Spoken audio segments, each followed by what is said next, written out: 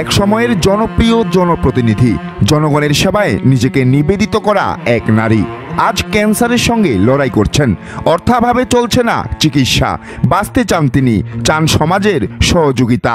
১ নং কাঞ্চনপুর ইউনিয়নের ৭, ৮, ৯ নম্বর ওয়ার্ডের সাবেক মেম্বার পারুল বেগম দীর্ঘদিন ধরে ক্যান্সারে আক্রান্ত।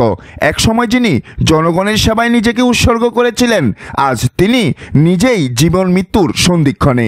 সকল বিএনপির ভাইদের কাছে আমার অনুরোধ, আমি অনেক অসুস্থ, আমি সবার কাছে সাহায্যের হাত বাড়াইছি, সবাই আমার দোয়া করবেন, সাহায্য করবেন। ১৯৯৮ সাল থেকে ২০১৭ সাল পর্যন্ত টানা মেম্বারের দায়িত্ব পালন করলেও তিনি ন্যায্য পারিশ্রমিক পাননি।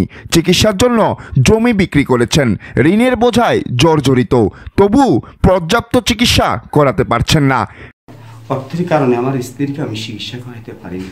তাই সকল বিএনপির ভাইদের কাছে আমি আকুল আবেদন, আমাকে আপনারা দোয়া করবেন আমার স্ত্রীকে, আর আমার স্ত্রীকে বাঁচানোর জন্য আপনারা সকলেই আমাকে সাহায্য করবেন, এটা আমি আপনাদের কাছে। ২০১৪ সালের নির্বাচনের আগে রাজনৈতিক প্রতিহিংসার শিকার হন পারুল মেম্বারের পরিবার। নবীগঞ্জ বাজারে হামলার শিকার হন তিনি। নবীগঞ্জ বাজারে এই পারুল মেম্বারকে বহুত অত্যাচার অবিচার করছে, অনেক মারধর করছে এবং তার তলফেড়ে ফাঁড়া দিয়া জরাইতে আঘাত করে আজকে ওইখানে তার ক্যান্সার পরিণত হয়। ৯৮ সাল থেকে পারুল মেম্বার বিএনপির জন্য অনেক কষ্ট করেছে। সেই কষ্টের প্রেক্ষিতে উপহার হিসাবে পাইছে আওয়ামী লীগের ধিক্কার, মারামারি, কাটাকাটি। তার ছেলেকে বোমের মামলা দিয়া, যখন ১৪ সালে নির্বাচনের আগে বোমের মামলা দিয়া ছেলেকে মারধর শুরু করছে।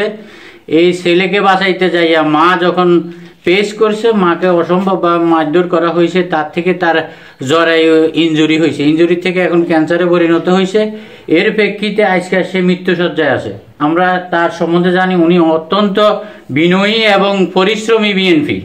তো আজকের এই দুর্দিনে যদি বিএনপি ওনার পাশে দাঁড়ায়, আমরা সবাই ওনাদের প্রতি কৃতজ্ঞ থাকবো এবং উনি উপকৃত হবে। আমরা আশা করি সবাই এই ওনার সহযোগিতা এগিয়ে আসবে। এক সময় যিনি মানুষের পাশে দাঁড়িয়েছেন, আজ সেই পারুল মেম্বার নিজেই সমাজে সহানুভূতির অপেক্ষায়। তাকে বাঁচাতেই এগিয়ে আসুন।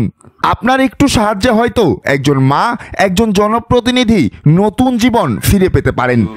সবাই কাছে আমাকে আবেদন, এই মেম্বারের জন্য একটু সবাই লক্ষ্য নজর, যেন সবাই এই খবরটা দেখা মাত্রে অথবা পাওয়া মাত্রে যেন সবাই একটু হাত বাড়ায়, একটু যোগাযোগ করে। ওনার ক্যান্সারে অসুস্থ রোগী, এখন আমার সব কিছু হারাই ফেলছি, আমার কাছে এখন আর কিছুই নাই।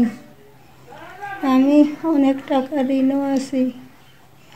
আমি ইউনিয়ন পরিষদে আমার যে বকেয়া বেতনটা পাইম, দয়া করে আমার ওই বেতনটা আপনারা পরিশোধ করে দিবেন।